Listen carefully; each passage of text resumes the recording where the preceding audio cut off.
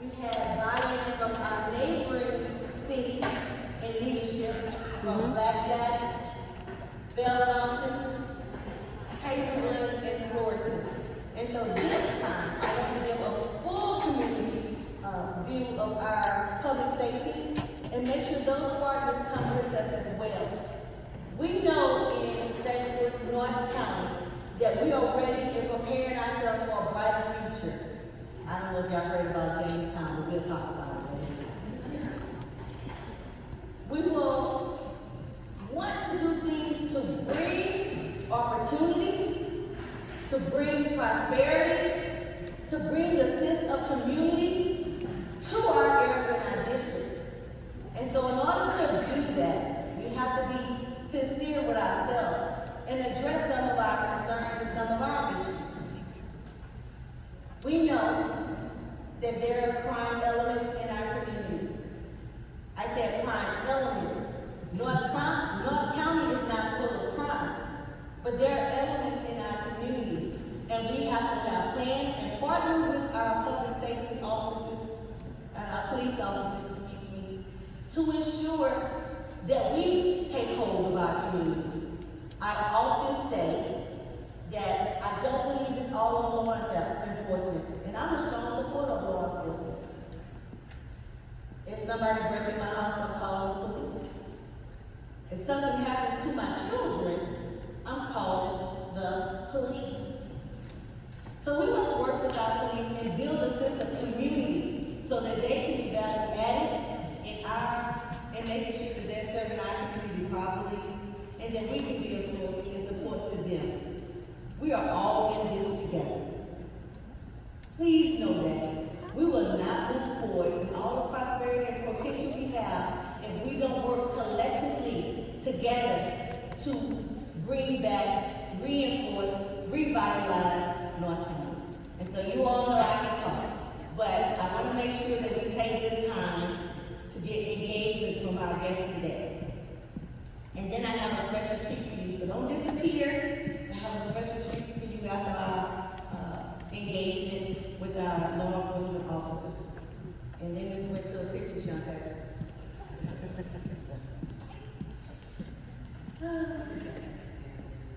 It's been a really busy day, but I'm so happy to be with you all today. So before I go on, I want to introduce all of our representatives for our law enforcement community. And so if I get something out of order, please give me grace. Don't hold it against me, charge it to my head and not my heart. So first and foremost, I have to recognize St. Louis County. I'm going to have a little favoritism here, so everybody get nice to me. But we have with us the chief from St. Louis County, Chief Gregory. We also have with us from St. Louis County. He did that on purpose. Well, I'm going to go to my right. We have Captain Cunningham, my partner in community development. No, I won't do that. My partner in community development and rebuilding and creating a sense of community without law enforcement and the people that we serve. We have Chief Timothy Fanning from Florissant Police Department. We also have Captain Mark McEwen, I didn't say wrong, from the Hazelwood Police Department. And then we have a couple of special guests from St. Louis County. We have with us Mr. Jamil. Mr. Jamil represents the Department of Health, and he's specifically here because we've got some new trash services. And I know there are plenty of questions, so we'll have an opportunity to engage with that as well. And then I'm going to save our special guest for the end. And so again, be patient, don't be anxious, and we'll get some good information here tonight. So without further ado, I would like to bring up Chief Gregory so he can breathe. He said no. I'm putting him on the spot. Let's go straight to our presentation. Is that okay? I just want to say hi to everybody. Good evening. You know, as Councilwoman Webb said, we were here earlier this year, I think it was back in October, November, and this event went real well. We got a lot accomplished at that event.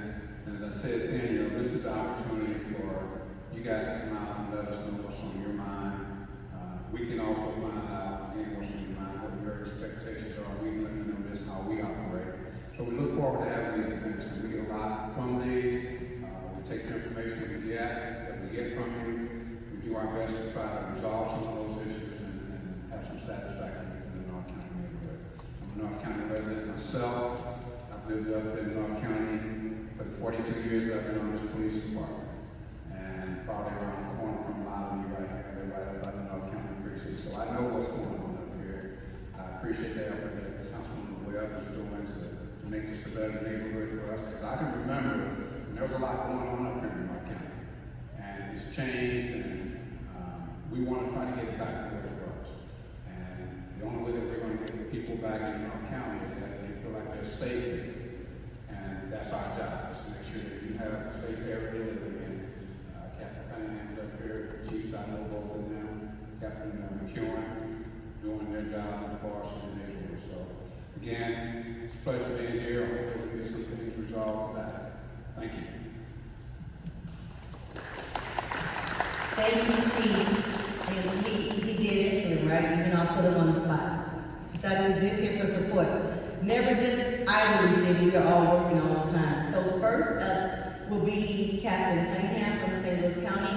I am going to ask from a housekeeping perspective that write your questions down. There should have been cards given to you all, and they're collecting them in a basket so we can expedite Q&A to ensure we answer as many questions as possible. So please write your questions down, and then we will engage at that appropriate time. Captain Cunningham? I was going to say the virtual mic. I was used to being on Zooms. The real mic is yours. Thank you very much, Councilman Webb. And thank you for bringing this together, especially with some of the other police departments in North County, because as another chief in another county, St. Charles County, said, we all have the same problems, okay? Nobody knows what boundaries are, what the lines are. Oh, I can't go into this municipality. I gotta stay in the incorporated first precinct. We all have the same issues, okay? So, and I need to do a better job with you guys, just, reach out to make sure if there's anything we can help you with, and the same for you guys as well. Did it slow down? Technical difficulties? Should I sing or?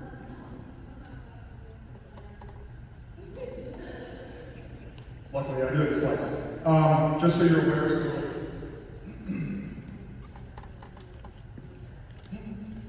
I got it. Okay. We've got a little over 100 officers that are in the North County precinct. It is the largest precinct in St. Louis County at this point, but I also will tell you that it's the busiest by far. I got 3 lieutenants working for me. One in the back, Lieutenant Tyler Richcomb, is going to be assigned to North County. He doesn't know what he's got himself into, but a lot of tasks that are coming his way. I got 11 sergeants, I got 92 officers, and a professional staff member that keeps the precinct running. Also within the North County precinct is the city of Blackjack. We provide police services for the city of Blackjack. I've got 7 officers assigned with that. I've got another 5 officers, 6 officers actually that work at schools, Riverview, Garden School, and North County Tech. Last time I was here in November, last time a lot of us were here, we mentioned the switching from 10-hour shifts to 12-hour shifts, and that was due to manpower. I can honestly tell you that a lot of the officers are starting to get used to it. 12 hours in working the North County precinct is a long shift, but you need to do the math, but they're not here as often. And I just talked with the chief, the captain here earlier, both their departments are in 12s, and I think they would probably quit if they took away from them. Kind of like what we did back when we going from 8-hour shift to 10-hour shift. 8-hour shifts was not good.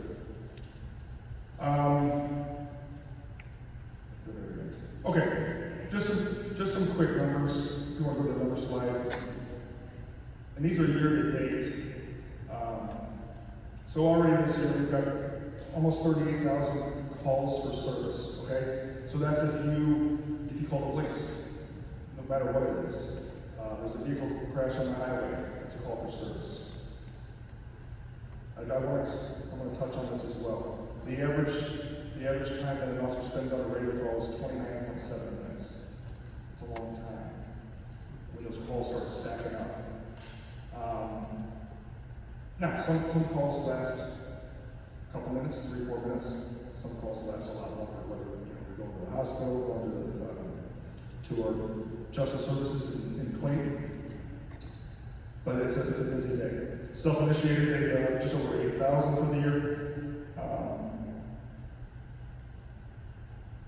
I do want to touch on one thing because I think it affects a lot of the areas of North County, and that's the number of guns that were seized. Just in my precinct alone, we've got over 127 for this year. Last year we seized almost 400 firearms just in the first precinct. There's an initiative, thanks Chief Gregory on this, the Lieutenant Colonels, the Executive Command Staff. There's an initiative that the County Police Department is doing that addresses violent crime. They're able to do things and not be as prevalent and as seen as what we are in our cars. Add the numbers that they seized last year, you're talking 700 guns seized from just the North County precinct. I don't know, and I'm sure they have the same issues. That is a lot of firearms taken off the street. That is a lot of bad guys, a lot of criminals taken off the street. So, I was in a meeting last night, we talked about, I failed my tunnel vision towards violent crime in North County. I got up here in January of 2020, came from West County Precinct. It's different, trust me when I say this, it's different. I was going to way too many homicide scenes, way too many homicide shooting calls. The department took this initiative, and the results, because in the past couple of months, I'm going, why are all the homicides down? Why is the violent crime down in North County? The only thing that I can point to is our violent crime initiative, seizing those firearms and making good quality arrests. Speaking of homicides, slide please, something. So it's hard to see, but I'll go over it. The first column, we see the 10, that's 2022 year to date. The 14 is 2021 year to date. So we're down close to 30%. Homicides, aggravated assaults, we're down 14%. Robbery, we're down. The only thing that we're up right now is burglary. Okay? 2020, we don't know what happened. We were all at home. Burglars don't like to break into homes where people are inside. It doesn't work out. It's a higher charge for one. Our burglary is just way down. So we're starting to rise a little bit. And then look at motor vehicle theft, down 17%. Our counterparts in South County and Afton, theirs are way higher than that. And I sit and laugh at our command staff going, we're doing something right up here. Again, I'm going to point to that violent crime initiative. So they're still happening, but the amount of violent crime that is happening in North County has improved. There's the numbers to prove it. ShotSpotter, I like to talk about ShotSpotter. Precinct 1, so there's a tower in Castle Point. There's a tower in Spanish Lake. And as of October 6, 2021, there's now a tower that captures Glasgow Village. All right? The last 2 years I've been up here, take out New Year's Eve, it's about 5,000 rounds, 5,000 to 8,000 rounds that are fired that night. We don't count those. Last 2 years we've had about 20,000 actual rounds fired. Right? And that, you see activation or incident, so it's 1,950. My number that I focus on is at 7,134. That's 7,134 bullets that are flying through the air, either at somebody, into a house. So we're down. We are down in that overall. There is a little increase in the Spanish liquor, but it's not significant. I'll just go over some community partnerships real quick. The town hall meetings that these are great events. As Chief Gregory said, we need to know. I got some of the officers out there as well. Jason Pye, Wesley Bell. If you don't know them, get to know them. We need to know what issues you're having. And trust me, they'll let me know. And so that way we can address them. And these guys are doing unbelievable work because there's only 2 of them. We've done a couple of we did one coffee for Copper earlier. National Night Out is going to be in October now. A lot of the neighborhood watch meetings, hopefully we can stop doing it virtually. We've discussed this in October. There's a couple of different things with some of the issues with some of the apartment complexes in North County that are corporate North County. We need to start holding them more responsible for what we're allowed to happen in those apartment complexes. And that kind of segues into the other part with the Ethical Landlords Coalition. Okay? There's a few neighborhoods that have a very high amount of rentals in those subdivisions. Okay? The homeowners in those subdivisions are great people. They care about their subdivision. I'm not sure the people that are renting care. I tell you, in a few neighborhoods, they don't care the way they drive, the way they let their property just become dilapidated. Somebody needs to be held accountable for that. Okay? So those meetings, and I'm not attending one yet. Is Jason, have you attended one of those with Bakula? Okay. I know there's a lot of people that are going to those, so that's a step, that's a win. And then the last one, the Faith and Blue organization, I talked about this last time. Another failure of mine is not being able to get out and meet every single one of you. Go into your neighborhoods, have your neighborhood meetings. COVID happened. But there's still a lot of neighborhoods that I need to come visit and talk to. Okay? This is one way right here that we're going to do this. And then also with the churches. That's a slow process that I need to get a better job at. Just to build that relationship up with them. I know it's hard to see, but I know you guys got some business cards as well. I got some. You still have business cards to pass out as well? That's a dirty trick we've done for years past. Our information's up there. We're here. Anything you guys need, seriously, any complaints that you have, we'll run it through them. That's all I have. We'll have questions. And so before I introduce our next law enforcement representative from Florissant, I want everyone to know that Captain Cunningham does respond and all of his officers respond. I know because Shantae and I call him at least, 10 times a week. But this is a part of this partnership. It's a part of this partnership. And so I want you all to feel comfortable to reach out to them. Invite us, them and myself, to your neighborhood subdivision meetings.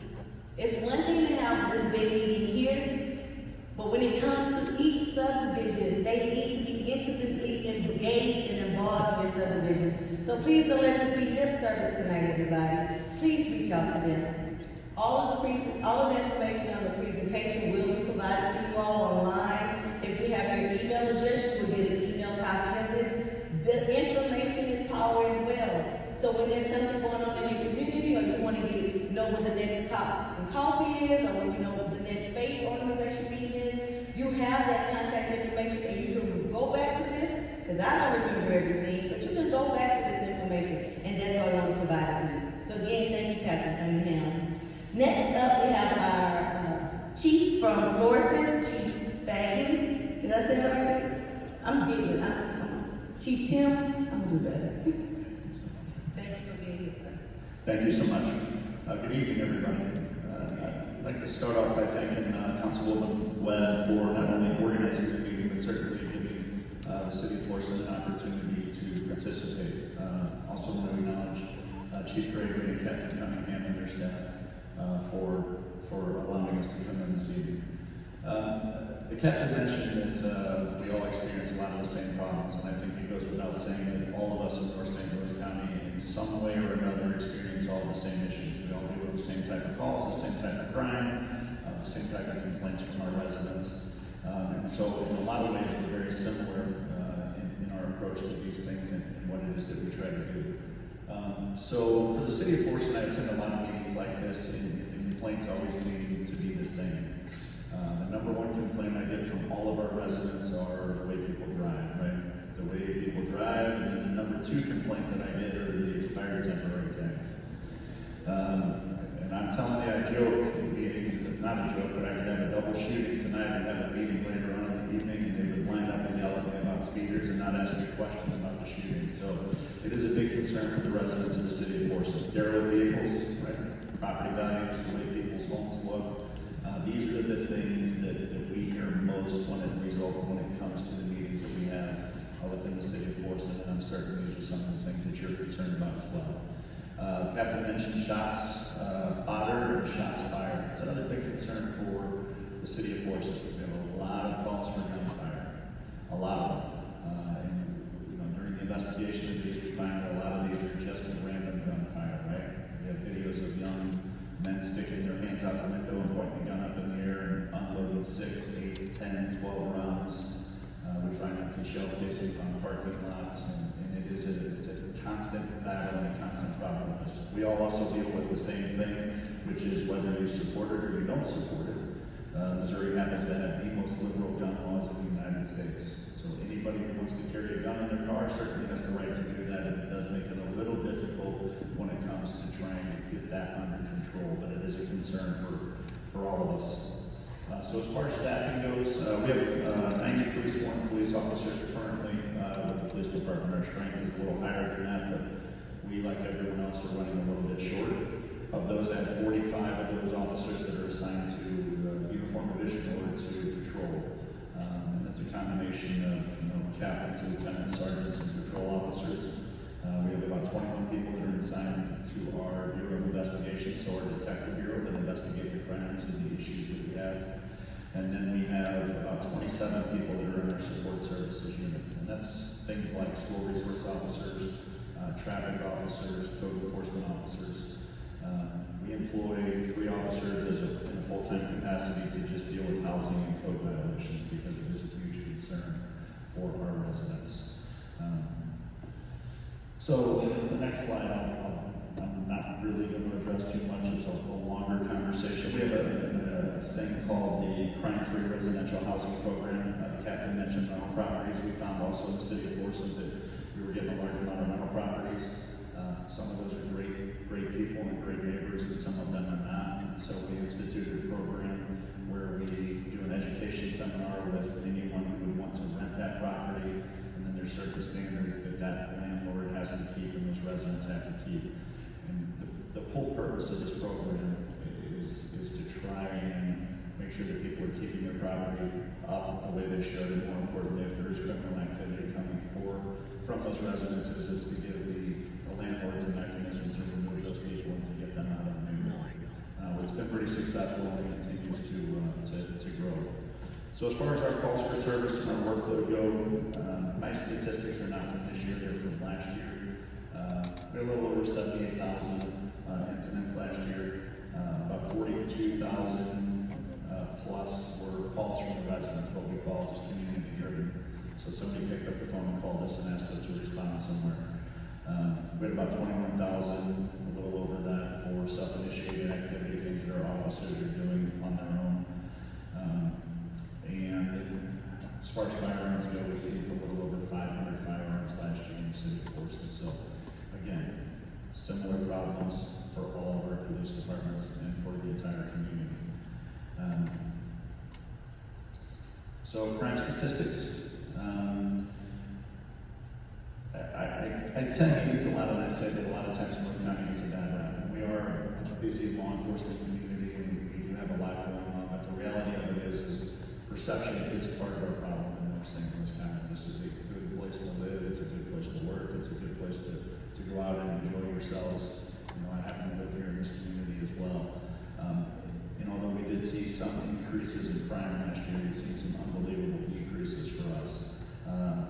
Last year we had about 23% decrease in our robberies, and not only 14-year low for us. So that was the lowest number of robberies that we had over the previous 14 years. We've seen about a 5% decrease in burglaries, but the overall number again was probably, it's about a 14-year low for us. I agree with the captain. I think we'll see that start to tick up a little bit as people start to get out of the home more and go back to work and they're not working from home. But regardless, when you look back at 2008, 2009, and we're talking, we had over 300 residential burglaries, and this year we're at 93. We're extremely happy with the fact that crime is moving in the right direction for us. We have a decrease of about 5% in our stealings. We have a decrease of about 20% in our auto thefts. We had one additional homicide enforcement this year. 2020 we had 4, last year we had 5, so we were out there. And our biggest increase for us last year was aggravated assaults, so serious assaults. That is where we see the biggest increase in our calls and the biggest increase in our crime. We went from 59 incidents to about 116 incidents, so a pretty large jump. What we have found though is most of these incidents are targeted incidents. Two people know each other, they have a problem with one another, and that results in something happening. We had almost no crime where I would say, for lack of a better term, an innocent or an unsuspecting bystander was directly impacted. Now, of course, they're impacted. If somebody drives down the street, shoots up your neighbor's house and you're sleeping, it's going to impact you. But our poor residents weren't the target of that violence. And so, although it's a bad number for us, certainly we're a little bit happy about that. As far as community outreach goes, there's a long list of things up there that we participate in. Us, like every law enforcement agency, we do all of the, we did coffee with the cop this morning, national night outs, we participate in various church groups, and we play kickball games at schools, and we do so many different programs like all of us do to try to get out and interact with the community and make sure that they're seeing our faces when it's not a crisis, right? Most of the time, traditionally in the past, when I started in this business, the only time you see the police was when you have a problem or when we stopped you to write you a ticket. And it's just simply not the way anymore. We spend a tremendous amount of time in the community trying to interact with the public, and so we can get to know them, and so they can get to know us. Because the reality of it is, and I preach this all the time at meetings, is that no one knows what's going on in their neighborhood better than the people that live there, right? I can drive through any one of your neighborhoods and see a car, and I don't know if that car is necessarily suspicious or not, but you know that that car doesn't belong there, or you know that the person that's walking behind your neighbor's house doesn't belong there. So really it's all about partnerships. It's all about partnerships with you all, because without you all reaching out to us and communicating with us what's going on, there's only so much that we in law enforcement can do. So we love these type of meetings. We love the ability to get out and meet the community and talk with the community and learn what's going on, because ultimately every one of our police departments want to make it a safe place for you to live, right? I need as many residents that want to live in the city of Florissant as possible. Our census numbers were up last year, which was a good thing for us, and we want to keep those residents there, we want to keep them safe, and we want to keep them happy. So with that, I'm going to step aside. I appreciate the opportunity to talk to you guys this evening. Thank you so much.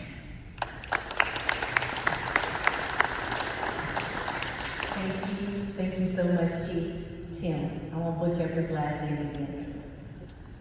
Before we move on to the next representative from the law enforcement of Hazelwood, I just want to make sure that we key in on this as neighbors. Each one of the previous law enforcement leaders have talked about the partnership. The partnership. We cannot put it all of our eggs on them. It's a partnership. So I'm repeating that because at the end of tonight, we will have homework in this partnership. We can't just come and listen. It's good that we take back the information, but we've got to be engaged. We've got to be active partners. So keep that in mind. And at this time, I would like to bring up Captain Mark from the Hazelwood Police Department. Good evening, how's everybody doing? I'm going to be real brief because the statistics are the same what we have at Hazelwood. So I guess it's smaller municipality. The only thing I'd add for people complaining about is 270 construction with the hazard strike. So we really hit that hard through state grants, working in partnership with St. Louis County's Highway Safety Department, Highway Patrol. We do what we call wolf packs, where we try to reduce the speed. Catch cars speeding there over 100 miles an hour on 270 to 50 mile an hour zone. So we've been really working hard on that. So we get sent complaints from the neighborhoods and stuff like that. One of our bigger problems is the extended stay hotels that we have on Lindbergh and on Taylor Road. So what the city did was we implemented a program with our code enforcement, our police department, our fire department. We started enforcing the ordinances over there. We did inspections on a monthly basis to make sure the residents are following the ordinance, moving in and out, so they're not just staying there, living there. We found that our crime stats there were higher in each of these extended stay hotels and that. So that's really reduced a lot of our issues that we've had there. So we are a little by the police department. We're staffed at 67. We're fully staffed. Right now we're at 58. We're short like everybody else. We continue to try and recruit and continue to work on that. Hopefully we get some more people. But our partnerships with our other law enforcement agencies, if we need assistance or help or whatever, we can count on the forces. This county always come over and help us. So those are things that we need as a police departments to help each other out. Crime stats, Hazelwood, we have 31,295 calls for service. Reports, we take 4,103. Let's see what else we got here. Again, Hazelwood, one of our big problems is accidents. We're at 1,400, most of those are on the highway. And when we have an accident on the highway, it's a 250 call. For police officers to go up there, it takes 20, 30 minutes, as you guys know, for each tow truck to get up with traffic. You know, eastbound 270 at rush hour, it's bad. So hopefully this new construction takes that. As far as weapons seized, we have 258 weapons. We have a lot of them from the hotels again. We have a lot of them. We have a lot of car places, rental places that we get calls that people get guns in their cars. They return cars with guns in them.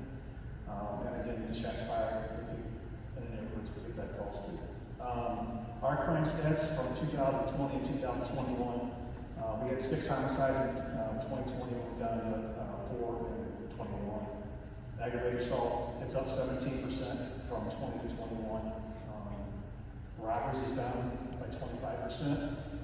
Our burglaries are starting to go up again, and like everybody else, I think that's coming through the COVID. Our vehicle thefts have gone down. We really were hit hard with QT, people coming, people jumping in the car, go get gas or whatever, people jumping in the car and doing that. So we really focused and did some saturation on these quick trips. We put signs out, we talked to people there, and we focused on that, and we seemed to reduce a lot of the other stuff that we had there. And as far as our community partnerships, we try and do as much stuff as we can. We have a neighborhood watch, we have our water meetings, which is smaller than this, our times that people set it up.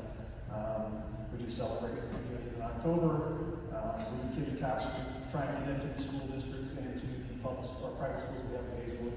If you can't during lunch, to go out and just buy 10, 15 minutes with the kids, we do that.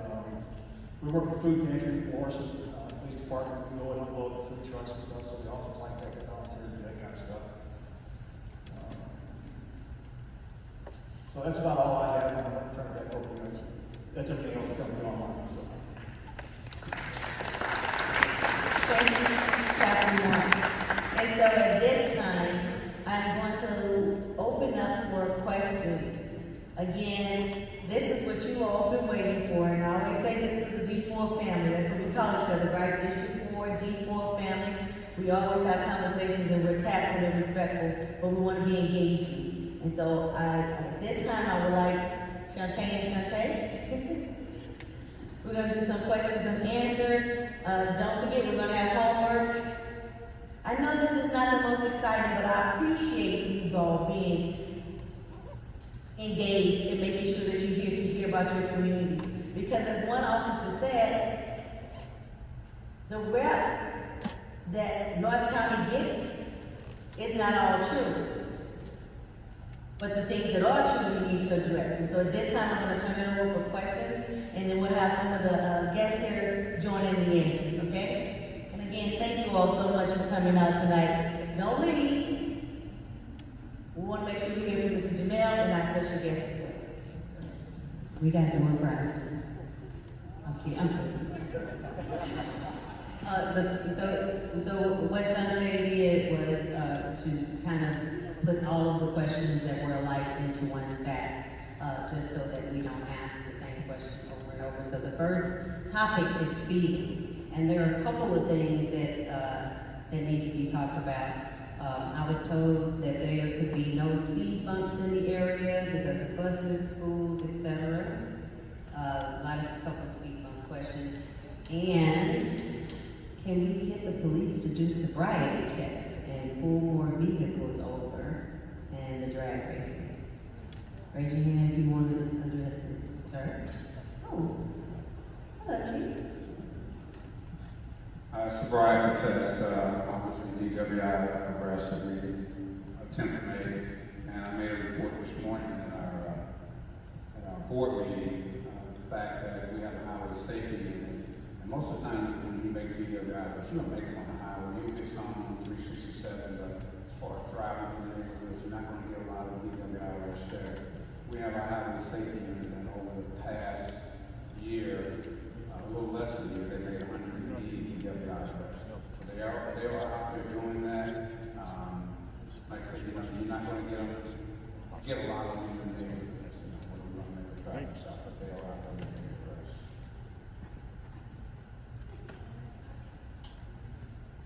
Yes, please do. Go ahead. Just decided I'm not talking again. So some of you saw the news, I'm not sure what channel it was, on a traffic calming measure in Castle Point. All right, I had to go drive through these things. I wanted to see if I could make it through there without having to time.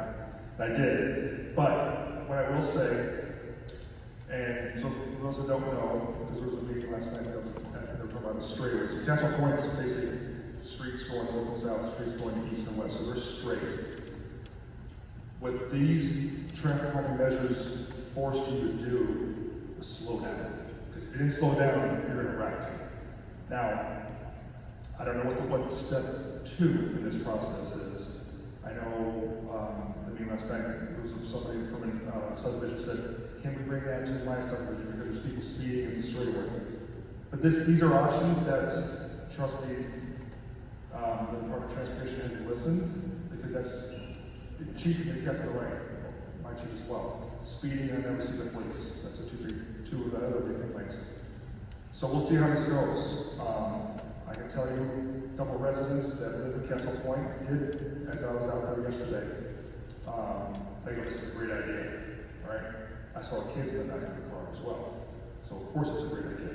It's the individuals that don't care. See how fast they go down and do for north of Pickett Street. So we'll see what the next step is, but it does slow the cars down. So. Next step is input from the community, and also they get to vote on which measure they like the best. And then thank you, Shantae, for the grant from Castle Point to actually pay for the permanent fixtures that will be going in, I believe, end of the year, the first of next year. Do you want to say something, Chief? I'm not going to get up on this right here. So again, I mentioned this in the beginning. This is our #1 complaint, the way people drive. And our residents are dying to have speed bumps in their subdivisions. And thus far, we're saying no to the speed bumps as a city, and more importantly, from a public safety perspective in the fire department. And there's one thing that I know for sure, that if I put speed bumps on one street in my community, I will have 53,000 residents at the next meeting demanding that they go on their street. And I realized that. I realized that we could put a police officer on every street with a radar gun, and on every person's street they could write tickets.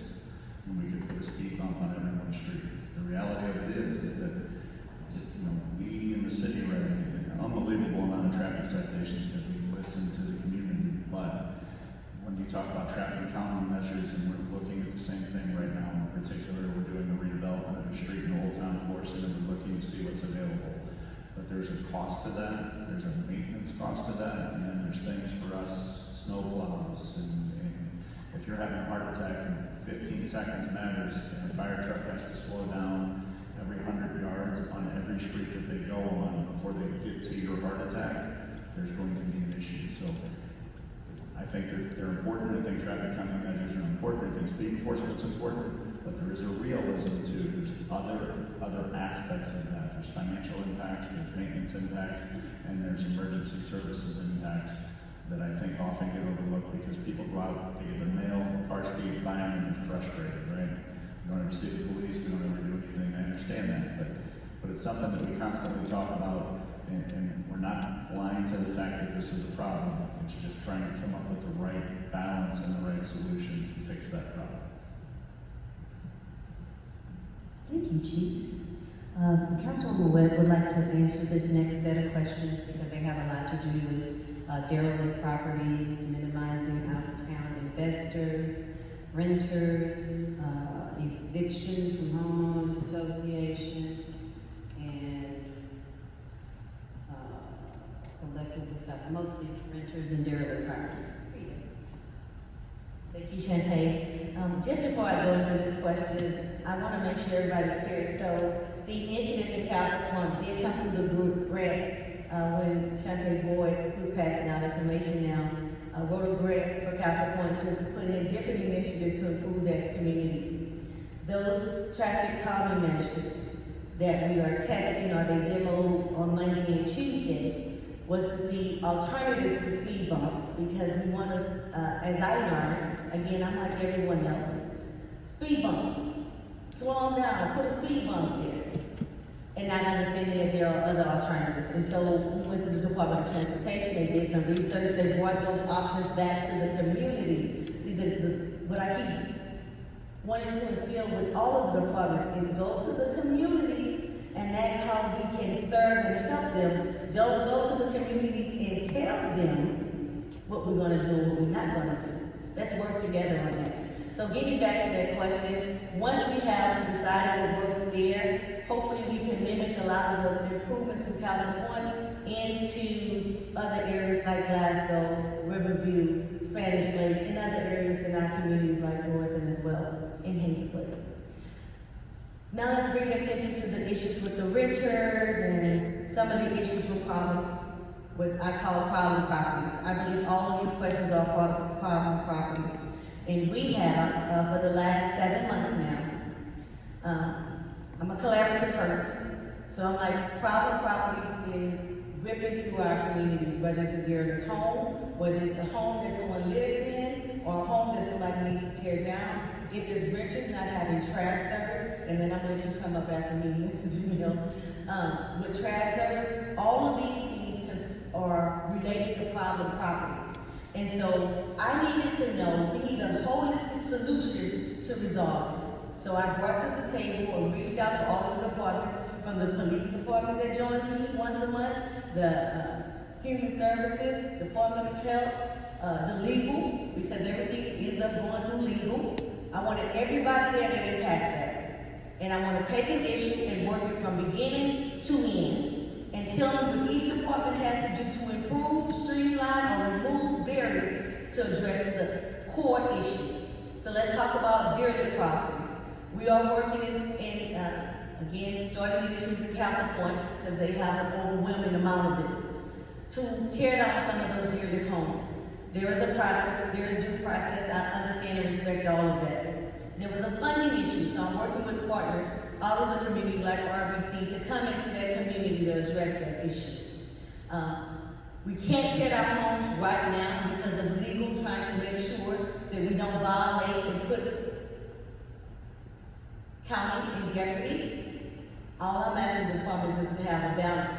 We care about protecting the county, and we mostly care about the people, right? So we're working through that. There are multiple ordinances that we walk through and identify from the whole spectrum to say we need to change these ordinances this way. I will have a full meeting once it's been approved and we can bring it to the public on all of those measures. But we did reinvent the wheel. We're looking at communities that are already having problem property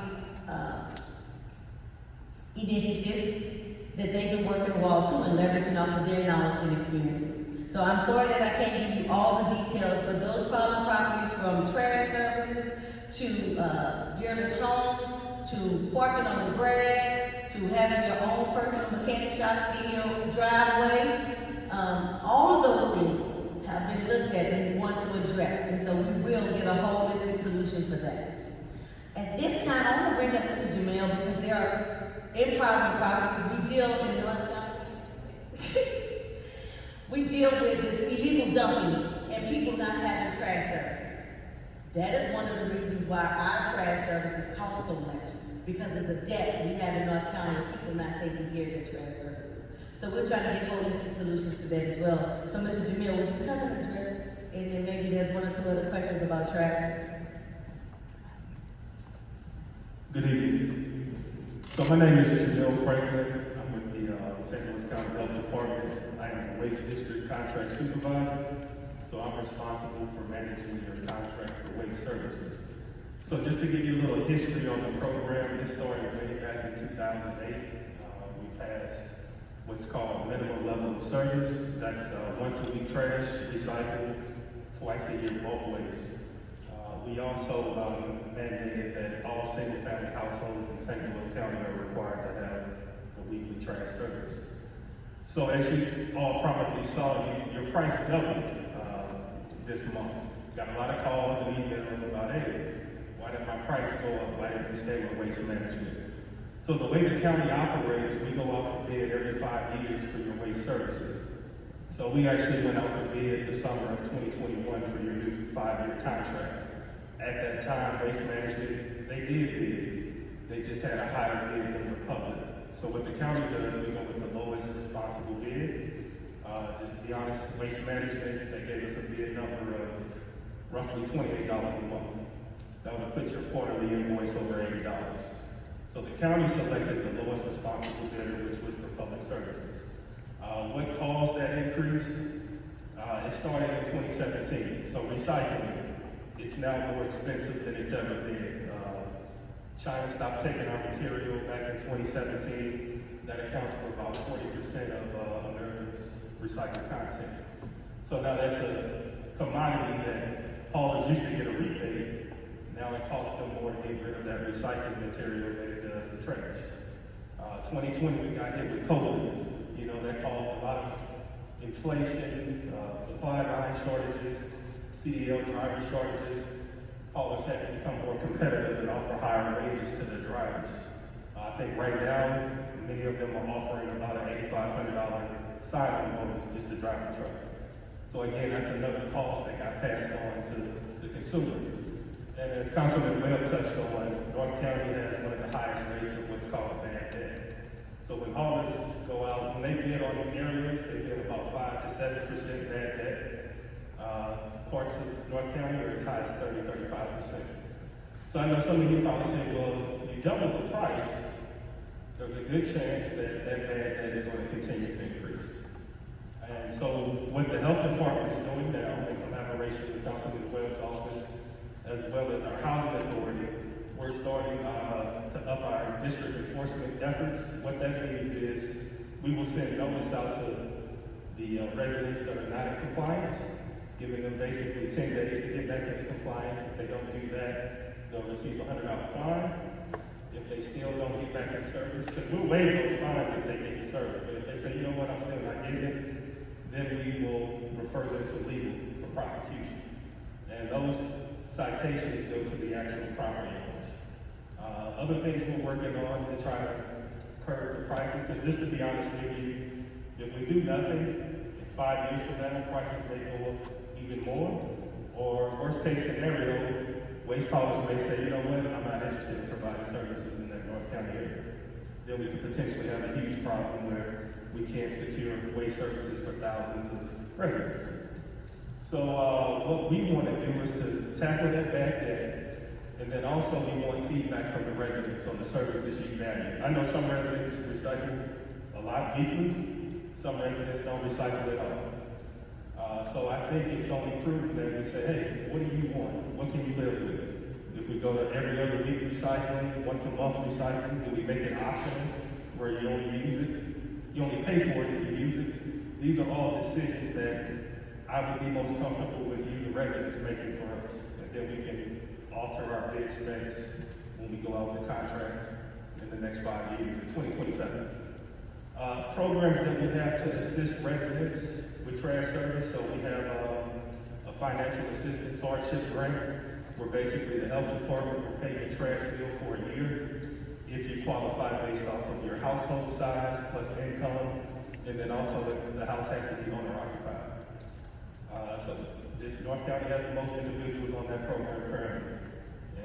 get applications every day. If you need one, if you're interested in learning about it, I have some applications at my table. You can see me after the meeting.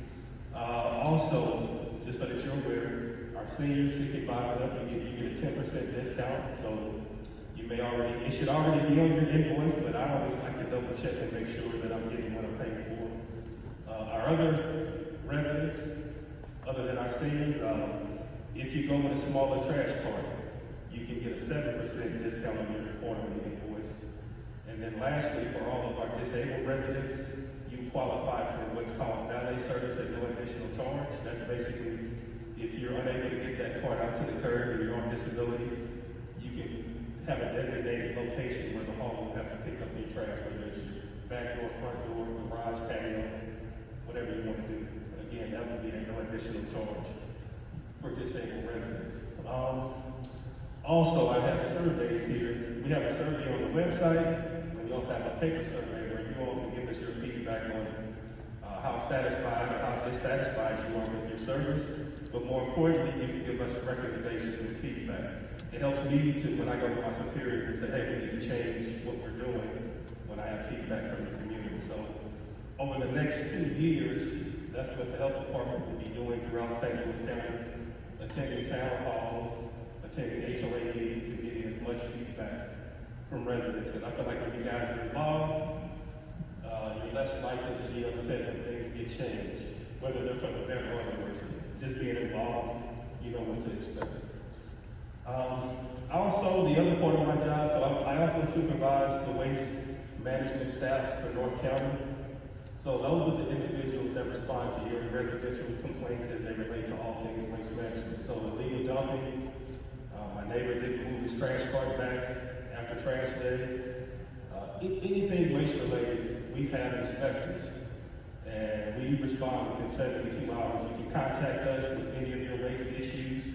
I mean, at 314-615-4130, and we will assign those to the area inspector, and he will respond to that within 72 hours. A lot of times they're out there the same day investigating, but that's one of the other ways that helps us to do our job. We need to know what's going on in the community as it happens so we can get it resolved and hold people accountable.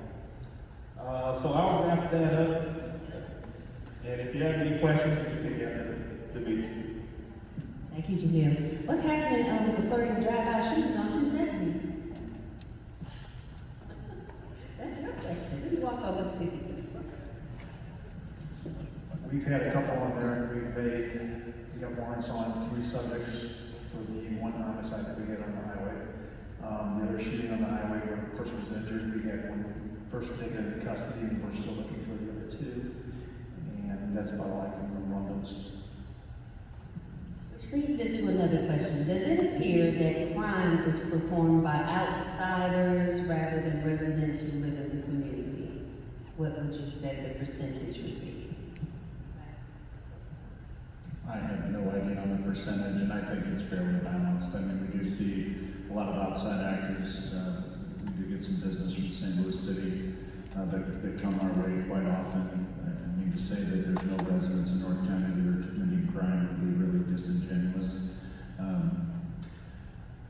And as the captain mentioned when he spoke earlier, they just don't recognize borders. They're very transient, right? I mean, everyone knows that cars getting broken into on parking lots is a big thing right now. There was a press conference earlier in the year, and the same ones that are breaking into the cars in the Target lot on 67 are breaking in at the Walmart in O'Fallon, Missouri, and the Target in Ellisville. So I mean, it's just, they're really transient right now. So I would say a little bit of both. Thank you, sir. Chief, I think it's a question for you. Police staffing is a concern in North County. Can you address that, please? I believe police staffing is an issue everywhere. I think both Chief Fagan and Captain Kim mentioned that in their departments, and I'll go even further than that. It's an issue all over the nation, police staffing. And yes, we've changed our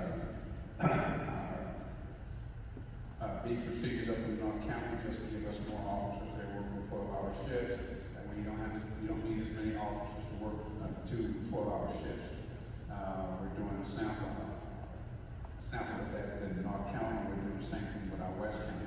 eventually, if these numbers don't get better, we may have to do 12-hour shifts throughout the county. I know that St. Louis City has started their 12-hour shifts on June 10th, but the manpower shortage is everywhere. I know Captain Cunningham mentioned earlier about our officers up here in North County Precinct spend about 29 minutes per call, handling calls that come in to them. What does that do because of the manpower shortage? They get backup calls. For that reason, we can't do any proactive community engagement with our citizens. They are there for the call, they have the call, and we go to the next call. We have our department's about 70 officers short. We have recruiting activities going on. Obviously, posters, billboards, whatever else. We're trying some more initiatives to bring some veteran officers in. It's easier for us to help with manpower.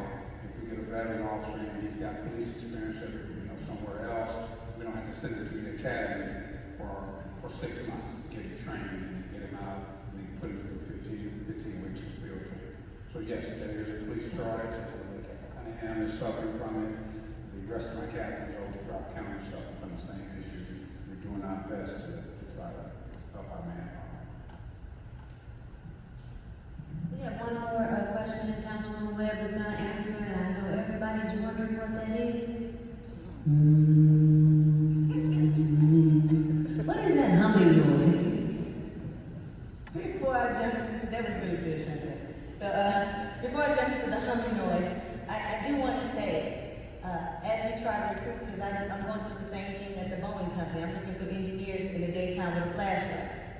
So I'm about to start knocking on y'all doors asking if you have engineers in the house. But in any case, with the police department, if you know people in your families that are good character, that will be a good investment into our community, please give them this opportunity as we try to change the face and transition our community policing. Having people that live in that community that are working to keep us safe makes a difference as well. So again, it's just not on them, it's on us too, everybody. So let's talk about that humming noise real quick. Don't get too bored, we're about to be out of here, but I still got some surprises. The humming noise, we have reached out, you may have seen the news story. I hear it too. In fact, now when I hear it, I contact MSD and Spire and Amber immediately at 6:10 in the morning. If I get it at 5:40 in the morning, if I get it at 7:20 in the morning, I have their cell phone numbers and I say, I hear this noise. This is Shalonda Webb, Councilwoman Webb. I'm hearing the noise right now. Send a team out. I have been verified that it is not with Emory, it is not with the plea, nor with the sewer line. And one query, that we think maybe the source has not responded. And so we sent formal emails to them, we sent formal letters, and in the meantime, I contacted the Army Corps of Engineers. Like, okay, I can't force these people to respond to me, but somebody has to come out here and investigate this seriously. Because what I'm trying to be proactive about, I don't know what that noise is, and a lot of us don't know. But what we don't want to deal with is all of a sudden something goes boom, and then apologies start coming out, and all of those things. We try to be proactive, so somebody take the time and start investigating it. So hopefully, even Department of Natural Resources reaching out to them as well. I need somebody to come and tell us what this noise is. We do not need to have any of us be a victim of an accident that could have been prevented. And so that is why we are being dogmatic, to use a layman term, about them coming and investigating. And so I'm constantly reaching out, and every time I hear it, I'm texting everybody. I need you all to respond to us. We are not making this up. We hear this noise. We are not dreaming. All of us are not in the same dream. We hear this noise. Come figure it out. That's what I need for you to do. Come figure it out. So as we learn more, we'll share more with you. But at this time, all of I know for certain that it's not the sewer, it's not MSD, it's not Aaron, it's not the plea. we're looking to get feedback from their, quarry. In the meantime, I'm asking the, Army Corps of Engineers to research it more. I just want you to know that nothing that I do is for title or for show. And evidence of that is Jamestown Hall.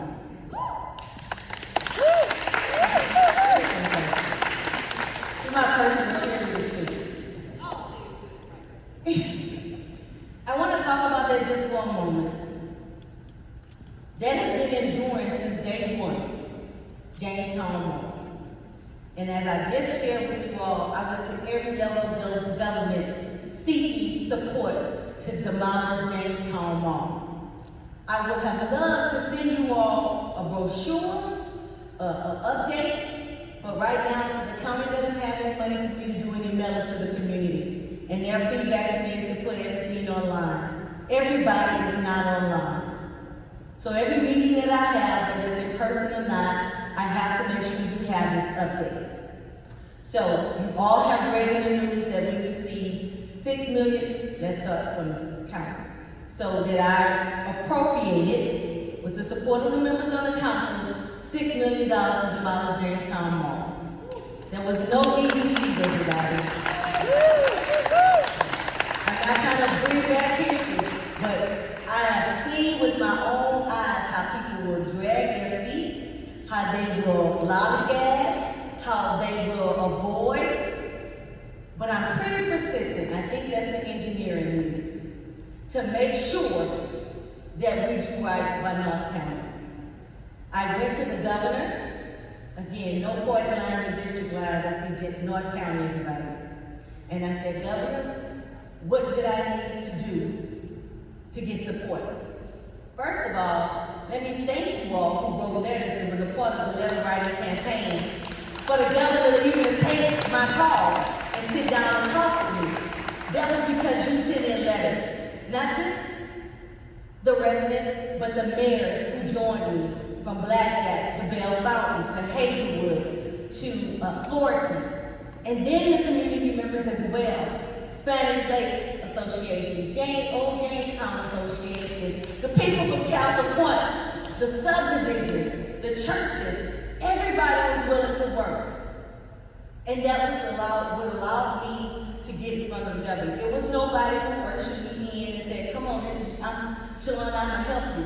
Nobody was willing to do that, but you all. So we're not afraid of work. When I sat with the governor and he shared, Shalonda, that is a county problem. Real talk. That is a county problem. Honestly, it is. Jamestown Mall is owned by the county, by the Port Authority. And he needed to see that we was willing to take care of our own backyards. And I didn't have any problems. Once I heard those words, to go back to the county and say, I need to appropriate $6 million from revenue replacement to demolish Jamestown Mall. And whether people were saying, wait, not yet, take your time, we have waited long enough. Not right now, give it a little bit more. Why? Why do you want us to wait? In either case, I did not wait. I'm not disrespectful, but sometimes I'm disobedient, just depending on what kind of trouble I'm going to be in. But in either case, we move forward. And by us moving forward, working with Senator Brian Williams to put forth in that package for budgeting $6 more million to match the $6 million we already have. To put in, and that can be used for infrastructure, for the next development. But in either case, what we're going to use that for, it all benefits all of us. That is the work I'm talking about. We cannot get tired of good doing. We have to be persistent. Everybody, we have to be intentional about North County. It is not going to happen by happenstance. If so, it would have happened 11 years ago, right? So please stay with me. work with me. I have been asked many times, well, why do you have such a sense of urgency? Why are you moving so fast? When a community has been neglected and passed over for decades, not years, decades, it is going to take exponential work to make sure we are even part. And that's a far away from where we are now. So I don't have time to be patient and wait till it's more convenient. Or it's election season, Shalom. Yeah, you're not using this one as a political football this time. We're gonna take care of North County. I appreciate you all supporting me. Those who call me and check on me and say you're good. Those who whisper in my ears, I'm praying for you. Those who feed me, because I don't cook. But I'm not listening to you, as you can see, right? And that partnership from school board members like Mrs. Sylvester Taylor, for community members that's willing to develop and start jobs in our community, like Ms. Chantel Nixon. It is important that we don't just want leaders that look like us. I'm being 100 everybody right now. It is important that we have leadership that is competent, that is hardworking, that performs with a level of excellence. Why? Because we deserve that and nothing less. So what I want us to do for our community, I said it was going to be some homework. You all have neighbors. If there's an empty chair tonight, next quarter, because you know we do this every quarter, it's not gonna stop. Y'all got 2 more years before y'all get rid of me. So every quarter, we're gonna have these conversations with our law enforcement to let them know we're in partnership with them. We're holding them accountable, but they gotta hold us accountable as a community as well. See, we all have skin in this game. We all have a part on this team, on the District 4 family. We all are part of this body. And we have to do our part. So their first homework was to invite you later to the next one. Seriously. We gotta get so comfortable with working for our community that it's like how we go out 9 to 5. And believe me, I have a 9 to 5 everybody.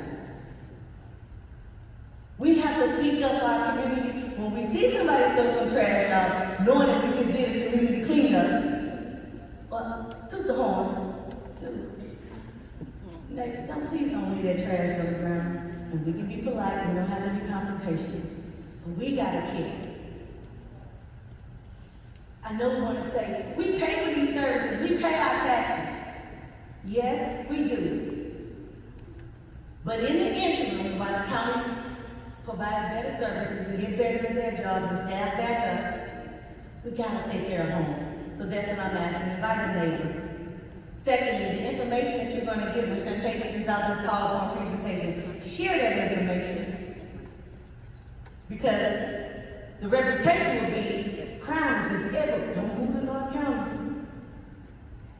Kickstand everybody, I work at the Boeing Company. I am an engineer workforce staff lead and strategist. I am looking again for engineers. It is just heart-wrenching when someone says, I can't move to St. Louis because it's not safe there. Or can I go to Oklahoma? You heard him pick Oklahoma? Over St. Louis? Real talk. Who wants to go to Oklahoma? I got news. Got one guy. Oh, one guy? I might have opportunity for you. But, well, I'm all things St. Louis. I'm a only good, the bad, and the different. I'm a cheer for St. Louis 100%. But when you have big companies like Boeing looking for talent, and we have issues with bringing people to St. Louis, that should concern all of us. Because you know what happened when Ford left. In crisis. So we want them to stay. So again, share that information. That's the second part of the homework. And lastly, I'm I'm not a Baptist preacher, but 3 points. Not yet. I don't go for re-election until I'm just kidding. But all of the programs, every leader in law enforcement had community programming. Hazelwood, Florissant, and the county. How many of us are engaged in those programs? We're about to have to go back old school, blah, blah, blah. You gonna be your block captain, you gonna be your block captain, you gonna be your block captain. To make sure that they know that they have a community that's standing for right. And there's more of us standing for right than that foolishness. So again, those are your 3 homework. Invite a neighbor, share information, engage in their community programming. Please. I am big. I am. Because as we fight to redevelop, it's great to invest in building. We want those amenities and accommodations. But to invest in people, they're doing these community programs to invest in our people, in our community. Show up, people. Please show up. I'm through begging, no collection plate. Again, I thank you all. Is there any urgent hot topics before we do dismiss? I know my husband doing this, wrap up, so is Shantae. But if you have an urgent hot topic, I won't be remiss if I didn't allow it. Now, I'm gonna go home and I'm gonna have to listen to 3 more hours.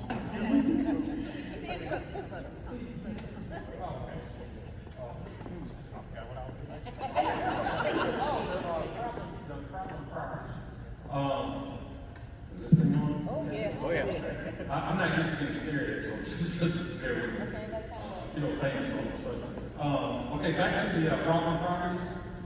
You said you are looking for a holistic solution for all this stuff.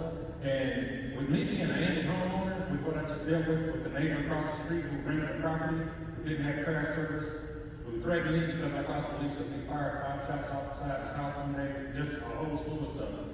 That was left too broad and open-ended. So what I'm asking you is, can you get more clarification as to exactly what that means and what is going to happen? What steps are you taking?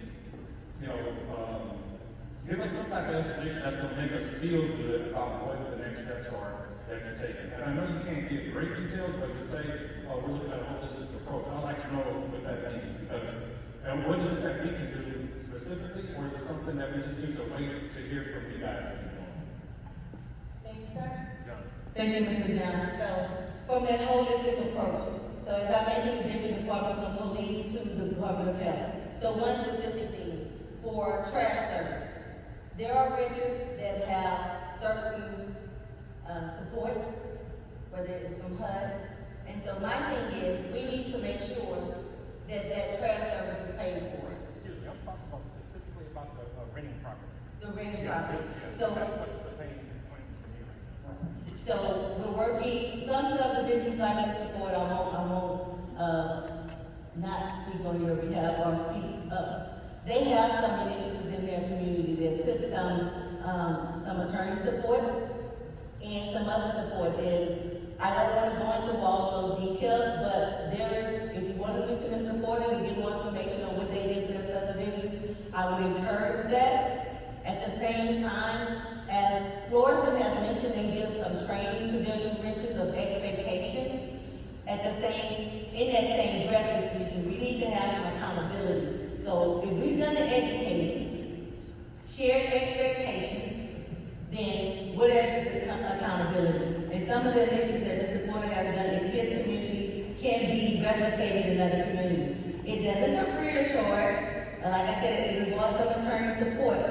But that is why I asked for subdivisions that are thriving, and I know all subdivisions are doing good things, but I'm talking about those that experience, like Mr. Porter subdivision, Spanish Lake subdivision, some of these subdivisions to go to other subdivisions and teach them, each one on what they should do. So I'm going to ask Mr. John that you tag up with Mr. Porter specifically about renters And then the other holistic thing when I was talking about trash services, asking that HUD or whatever authority pay the vendor and not give vouchers to the actual renters. And so we are insured. The other thing that Mrs. Jamel talked about, so we're working with the housing authority to see if that's even doable, is to say that if you get fined, that fine isn't put on the renter, because sometimes they move faster than the fine gets out.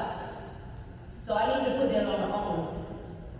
And then, when the owner comes, another ordinance change that we're looking through is when the owner goes to get an occupancy permit, how can we tag trash services to those occupancy permits? So if you can't prove you got trash service for this residence that you rented out, then we won't be able to give you your occupancy permit. Now, when I talked about working with legal, all of these are ordinance and legal changes to legislation. So I need them to help in that meeting to identify what those ordinances are, and then how we go about and I put out new legislation to combat the issue.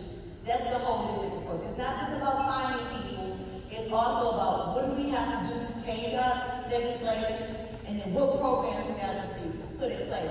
Some people need help. Let's help those that need help. We're not helping those who abuse the system, though. Those who are gaming the system. We need things in process to remedy us from that. So I know you might have another question, but I'm going to go on to the next. We can talk offline after this. They're going to pull us out in 10 minutes. So this gentleman here, what up, the student yours, Mr. John Casey? No, they want the mic. I'm probably about that. I'm the president for the Fox Lake Homeowners Association. I work with Greg on quite a few different things. If you want to do anything, get involved. Okay?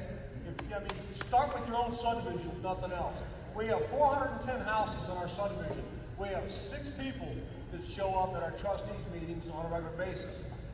Wedgewood has over 1,200 houses in their subdivision. Okay, they have 20 or 30. Get involved. If you want to start somewhere, just start with your own subdivision.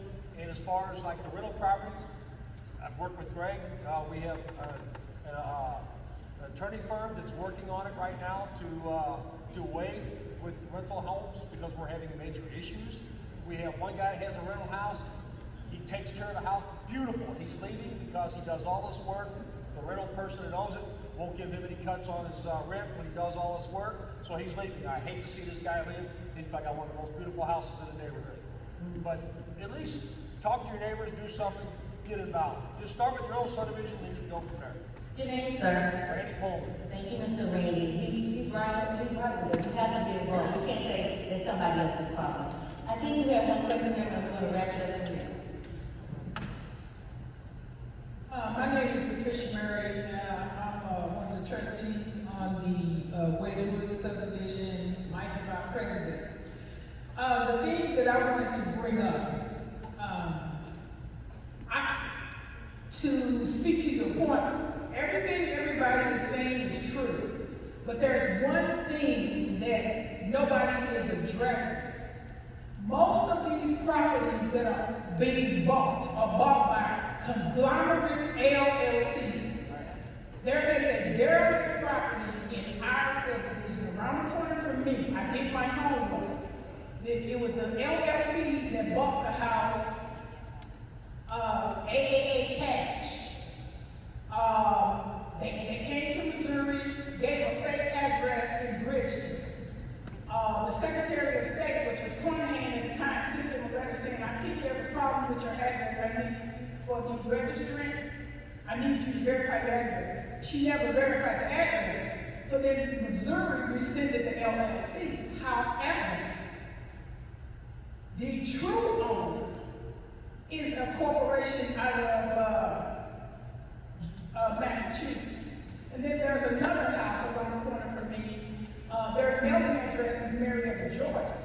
But when you do a little digging, they're part of some huge conglomerate out of New York that is buying properties all over the country.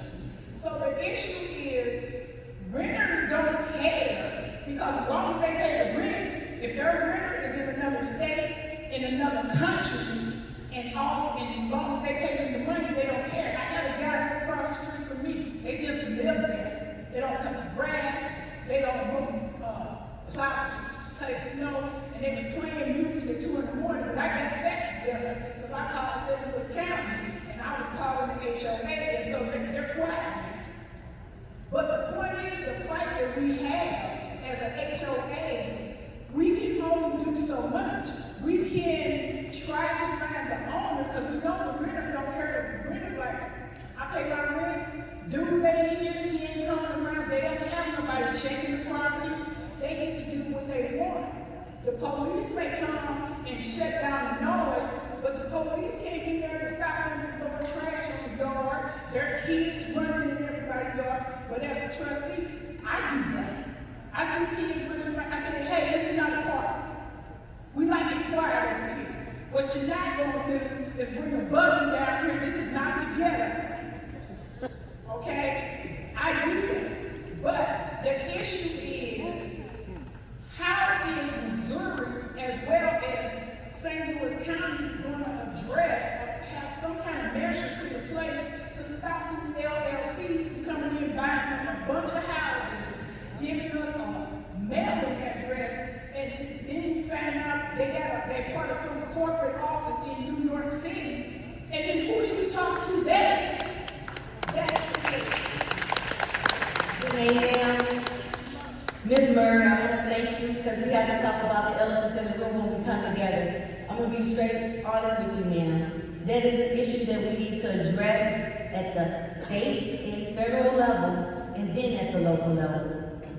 And I don't have an answer as we talk about the following property meetings that we have once a month. These are some of the concerns. Some things we have a game plan for.